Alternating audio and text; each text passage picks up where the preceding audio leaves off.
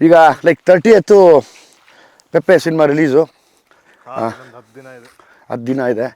ನನಗೂ ಖುಷಿ ಆಯಿತು.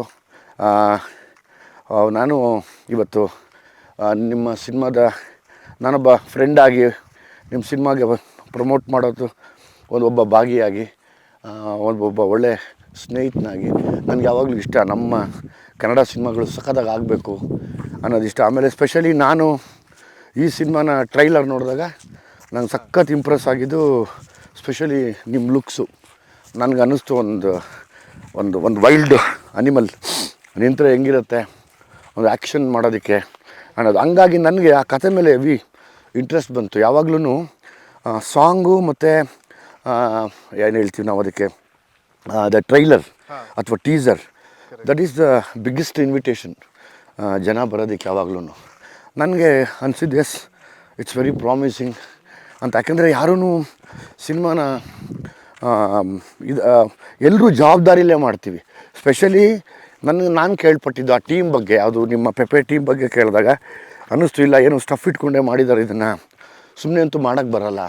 ಸುಮ್ಮನೆ ಅಷ್ಟು ಬೋಲ್ಡಾಗಿ ನಾವು ಆ್ಯಕ್ಷನ್ ವಿಷಯ ಆಗಲಿ ಅಥವಾ ಇನ್ನೇನೋ ಹೇಳ್ತೀವಿ ಅಂದರೆ 100% ಆ್ಯಕ್ಷನ್ ಸಿನಿಮಾ ಮಾಡಬೇಕು ಅಂತ ಎಲ್ಲ ಹೇಳ್ತಾ ಇದ್ರು. ಬಟ್ ನನಗೆ ಈಗ ಆ್ಯಕ್ಷನ್ ಸಿನಿಮಾ ಮಾಡಿದ್ರೂ ಅದರಲ್ಲಿ ಒಂದು ಕಂಟೆಂಟ್ ಇರಬೇಕು, ಒಂದು ರೀಸನಿಂಗ್ ಇರಬೇಕು. ಎಕ್ಸಾಕ್ಟ್ಲಿ. ಆ್ಯಂಡ್ ಪ್ರತಿ ಫೈಟ್ ಇಂದ ಒಂದು ಇಮೋಷನ್ ಇರಬೇಕು. ಹೌದು ಅದೆಲ್ಲ ಮಾಡಿದ್ರೇ ಚೆನ್ನಾಗಿರುತ್ತೆ. ಜಸ್ಟ್ ಆ್ಯಕ್ಷನ್ ಮಾಡಬೇಕಂತ ಸುಮ್ಮನೆ ಒಂದು ಸ್ವಲ್ಪ ಫೈಟ್ಸ್ ಆ್ಯಡ್ ಮಾಡಿದ್ರೆ ಹೌದು. ವಿನಿ, ಇದು ಮಳೆಯೇ ಸಾಂಗ್ ಮಾಡಿದ ಜಾಗ ಇದು. ನನ್ನ ಫೇವ್ರೇಟ್ ಜಾಗ. ನಾನು ಸಂಜನಾ ಆನಂದಲ್ಲಿ ನಡ್ಕೊಂಬರ್ತೀವಿ. ರಣಮಳೆ, ಆ ಮಳೆಯಲ್ಲಿ ಶೂಟ್ ನಡ್ಕೊಂಬಂದಿದ್ದ ಜಾಗ. ಮತ್ತು ಇಲ್ಲಿ ಆ ಜೀಪಲ್ಲಿ ಬಂದು ಇಲ್ಲಿ ಕೂತ್ಕೊಳ್ಳೋ ಜಾಗ. ನಂಗೆ one of the favourite place ಇದು. ಒಳ್ಳೆಯದು. ನಾವು ಆ್ಯಕ್ಚುಲಿ ಇಲ್ಲಿ ಸೇರಿದ್ದು, ಬೆಂಗಳೂರಲ್ಲಿ ಸೇರಲಿಲ್ಲ. ಹೌದು. ನನಗೆ ನನ್ನ ತುಂಬ ಮಾನಸಿಕವಾಗಿ ಖುಷಿ ಆಗುವಂಥ ಜಾಗಗಳೇ ಕಾಡು, ಬೆಟ್ಟ, ಗುಡ್ಡ. ನಂಗೆ ಸಖತ್ ಇಷ್ಟ ಯಾವಾಗ್ಲೂ. ಈ ಕಡೆ ಕೂರೋಣಲ್ಲ 2 ಸೆಕೆಂಡು ಆರಾಮಾಗಿ. ಮುಳ್ಳಿದೆ ಹುಷಾರು. ತರರಾ ತರರಾ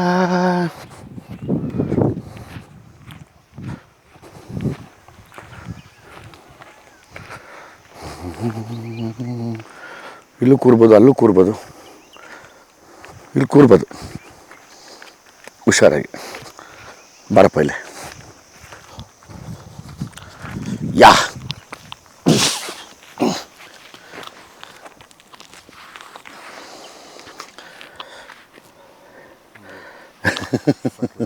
ಅಲ್ಲ, ಇದು ಬೆಳಗ್ಗೆ ಸಂಜೆ ಮಳೆ ಟೈಮಲ್ಲಿ ಆ್ಯಕ್ಚುಲಿ ನಾವು ಮನುಷ್ಯರು ಎಷ್ಟು ಡಿಸ್ಟರ್ಬ್ಡ್ ಆಗಿರ್ತೀವಿ ಅಂದರೆ ನಮ್ಮಷ್ಟು ಡಿಸ್ಟರ್ಬ್ ಆಗೋದಾಗಿಲ್ಲ. ಬಟ್ ಇದು ನೋಡಪ್ಪ, ಮಾತೇ ಆಡಲ್ಲ. ಆಮೇಲೆ ಈ ಥರ ಜಾಗದಲ್ಲಿ ಕೂತ್ಕೊಂಡ್ರೆ ನಮಗೂ ಹಂಗೆ ಆಗುತ್ತೆ. ನಾವು ಎಷ್ಟು ಒಂದು 2-3 ಅವರ್ ಸುಮ್ಮನೆ ಇದನ್ನ ನೋಡ್ಕೊಂಡೆ ಕೂತಿರ್ಬೋದು. ಏನು ಮಾಡೋದೇ ಬೇಡ. ಎಸ್. ನಾನು ಲೈಕ್ ಮಾತೇ ಕಡಿಮೆ ಆಗ್ಬಿಡುತ್ತೆ ಇಲ್ಲಿ ಬಂದು ಕೂತ್ರೆ. ಮಾತಾಡೋ ಸ್ಟೈಲ್, ವಾಯ್ಸ್ ಟೋನ್ ಕಡಿಮೆ ಆಗಿ ಬೇಡಪ್ಪ ನಾವೇ ಡಿಸ್ಟರ್ಬ್ ಮಾಡ್ತಿದ್ದೀವ ಅನಿಸುತ್ತೆ ಅಂತ. Beautiful place. ಯಾವಾಗಲೂ ನನಗೆ ಮನಸ್ಸಿಗೆ ಖುಷಿ ಕೊಡುವಂಥ ಸ್ಥಳಗಳಿವು. ನನಗೆ ಇದೇ ಎಂಜಾಯ್ಮೆಂಟ್, ಇದೇ ನನ್ನ ಸಕ್ಸಸ್. ನಾನು ಎಂಜಾಯ್ ಮಾಡ್ತಿರೋದು ಅಂದರೆ ಪೆಪ್ಪೆಯಲ್ಲಿ ಸಾಂಗ್ಸ್ ಎಷ್ಟಿದ್ದಾವೆ? ಸಾಂಗ್ಸ್ ಆ್ಯಕ್ಚುಲಿ ಒಂದೇ ಸಾಂಗ್ ಇರೋದು. Okay, good. ಓಕೆ. ಈಗ ರೀಸೆಂಟಾಗಿ ಒಂದು ಬಿಟ್ಟಿದ್ವಿ. ಓಕೆ. ಸೊ ಅದು ಒಂದೇ ಸಾಂಗ್ ಇರೋದು ಇಡೀ ಸಿನಿಮಾಲಿ. ಓಕೆ. ಇಡೀ ಸಿನಿಮಾ ಬರೀ ಸ್ಟೋರಿ ರನ್ ಆಗ್ತಾ ಇರುತ್ತೆ. ಕರೆಕ್ಟ್. ಅದು ಆ್ಯಕ್ಚುಲಿ ನನಗೂ ಆ ಥರ ರೂಲ್ಸ್ಗಳನ್ನ ಬ್ರೇಕ್ ಮಾಡೋಕ್ಕೆ ಇಷ್ಟ. ಜನರಲಿ ಏನಾಗಿತ್ತು, ಸಿನಿಮಾ ಅಂದಿದ ತಕ್ಷಣ ಹೀರೋ ಬರ್ತಾನೆ, ಹೀರೋಗೆ ಒಂದು ಇಂಟ್ರಡಕ್ಷನ್ ಸಾಂಗ್ ಆಗಿದ ತಕ್ಷಣ ಒಂದು ಫೈಟ್ ಆಗಿದ ತಕ್ಷಣ ಹೀರೋಯಿನ್ ಇಂಟ್ರಡಕ್ಷನ್ನು ಆಗಿದ ತಕ್ಷಣ ಒಂದು ಡ್ಯೂಯೆಟ್ಟು. ಈ ಥರದ್ದು ಸುಮಾರು ನಡೀತಾ ಇರುತ್ತಲ್ಲ, ಅದನ್ನು ಬ್ರೇಕ್ ಮಾಡೋದೇ ಇವಾಗ ಹೊಸ ರೂಲ್ಸು. ಅಂದರೆ ನೋಡೋರು ತುಂಬ ಅಪ್ಡೇಟ್ ಆಗಿಬಿಟ್ಟಿದ್ದಾರೆ ಇವತ್ತು. ಅವ್ರ ಜನಕ್ಕೆ ಅದು ಆ ಟೆಂಪ್ಲೇಟ್ ಎಷ್ಟು ಅಭ್ಯಾಸ ಆಗಿದೆ ಅಂದರೆ ಅವರು ತುಂಬ ಗೆಸ್ ಮಾಡೋಕ್ಕೆ ಸ್ಟಾರ್ಟ್ ಮಾಡ್ತಾರೆ. ಎಸ್. ಅವ್ರಿಗೆ ಅರ್ಧ ಸ್ಟೋರಿ ಆಗಲೇ ತಲೆಯಲ್ಲಿ ಕೂತ್ಬಿಟ್ಟಿರುತ್ತೆ. ಹೌದು. ಸೊ ಬ್ರೇಕ್ ಮಾಡಿದಾಗ ಒಂದೊಂದು ಸೀನು ಸಪ್ರೇಟ್. ಹೌದು, ಎಕ್ಸಾಕ್ಟ್ಲಿ. ಸುಮ್ಮನೆ ಫುಲ್ ಕಥೆ ಹೇಳೋದು ಬೇಡ. ಯಾಕೆ ಪೆಪ್ಪೆ ನೋಡಬೇಕು ಅಂದರೆ, ಪೆಪ್ಪೆದಿಂದ ಇನ್ನೊಂದು ಏನು ಇಷ್ಟ ಅಂದರೆ ಇದೇ ಥರ ಒಂದು ಕೂರ್ಗಲ್ಲಿ ತೆಗೆದಿದ್ದು. ಓಕೆ. ಒಂದು ವಿಶಾಲವಾದ ಜಾಗ. ಓಕೆ. ನಾರ್ಮಲಾಗೆ ನೀವಲ್ಲಿ ಈ ಥರ ಲವ್ ಸ್ಟೋರೀಸ್ ತೆಗಿತಾರೆ, ಓಕೆ ಇಲ್ಲ ಸಾಂಗ್ಸ್ ತೆಗಿತಾರೆ ಕೂರ್ಗಲ್ಲಿ. ಓಕೆ ಬಟ್ ಅಲ್ಲಿ ಒಂದು ಕ್ರೈಮ್ ಸೀಕ್ವೆನ್ಸ್ ನಡೆದ್ರೆ ಅಂದ್ರೆ Greenಗೆ opposite ಆಗಿ, ಒಂದು ಕ್ರೈಮ್ ಸೀಕ್ವೆನ್ಸ್ ನಡೆದ್ರೆ ಹಾಂ ಆ ವಿಜುವಲ್ಸ್ ನೋಡೋಕ್ಕೆ ತುಂಬಾ ಮಜವಾಗಿರುತ್ತೆ. ಹಾಂ ಹಾಂ ಹಾಂ ಸೊ ಅದೇ ಫಸ್ಟ್ ಟೈಮ್ ನನಗೆ ಡೈರೆಕ್ಟರ್ ಹೇಳಿದಾಗ, ಆಮೇಲೆ ಈ ಬ್ಯಾಕ್ ಡ್ರಾಪ್ ಅಲ್ಲಿ ಈ ತರ ಒಂದು ಸ್ಟೋರಿ ಹೇಳಿದಾಗಲೇ ಅದು ನಂಗೆ ತುಂಬಾ ಸ್ಟ್ರೈಕ್ ಆಗಿತ್ತು. ನೈಸ್. ಆಮೇಲೆ ಜನಕ್ಕೂ ಅದೊಂದು ಹೊಸ ಎಕ್ಸ್ಪೀರಿಯನ್ಸ್ ಅನ್ಸುತ್ತೆ. ಕರೆಕ್ಟ್ ಉಲ್ಟಾ ಹೇಳೋದು ಕರೆಕ್ಟ್, ಅದು ನಿಜ.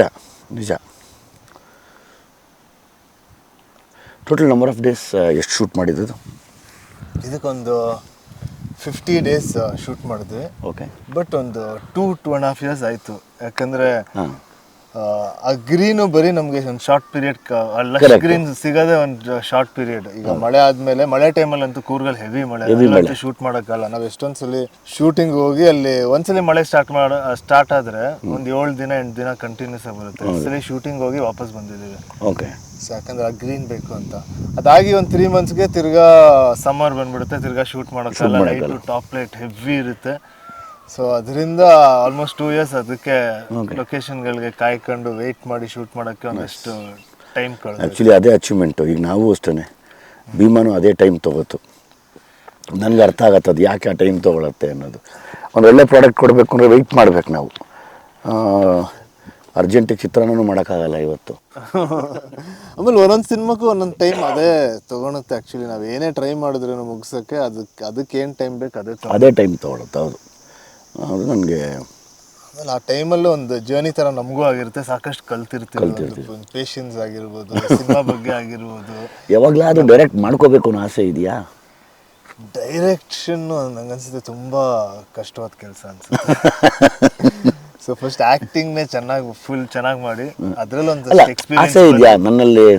ಒಬ್ಬ ಡೈರೆಕ್ಟರ್ ಇದ್ದಾನೆ, ನಾನು ಏನೋ ಹೇಳಬೇಕು ಅನ್ನೋದೊಂದು ಏನೋ ಕಾಡ್ತಾ ಇದೆಯಾ? ಬಟ್ ಆ ಥರ ಈಗ ನಮ್ಮ ಡೈರೆಕ್ಟರ್ಸ್ಗಳ ಜೊತೆ ನಾನು ಸಾಕಷ್ಟು ಹೊಸ ಡೈರೆಕ್ಟರ್ಗಳ ಜೊತೆನೇ ಕೆಲಸ ಮಾಡೋದಲ್ಲ. ಸೊ ಅವ್ರಿಗೊಂದಷ್ಟು ನನ್ನ ವ್ಯೂಸು ಪಾಯಿಂಟ್ಸು ಅವ್ರ ಜೊತೆ ಡಿಸ್ಕಸ್ ಮಾಡ್ತೀನಿ.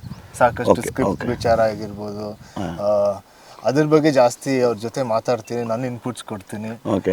ನಾನು ಒಂದು ಈ ಸೀನ್ ಈ ಥರನೂ ಹೇಳ್ಬೋದು ಅಂತ ಒಂದು ಇನ್ಪುಟ್ಸ್ ಕೊಡ್ತೀನಿ.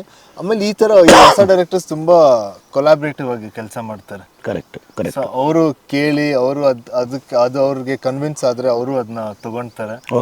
ಇಲ್ಲ ಅಂದರೆ ನಾನು ಹೇಳ್ತೀನಿ ಅದು ಸರಿ ಇಲ್ಲ ಅಂದರೆ ನನ್ನ ಕನ್ವಿನ್ಸ್ ಮಾಡಿ ಯಾಕೆ ಸರಿ ಇಲ್ಲ. ಕರೆಕ್ಟ್. ಆ ಇದರಲ್ಲಿ ಕೆಲಸ ಮಾಡಿದಾಗ ಇನ್ನೂ ಸೂಪರ್, ತುಂಬ ಖುಷಿ ಆಗುತ್ತೆ.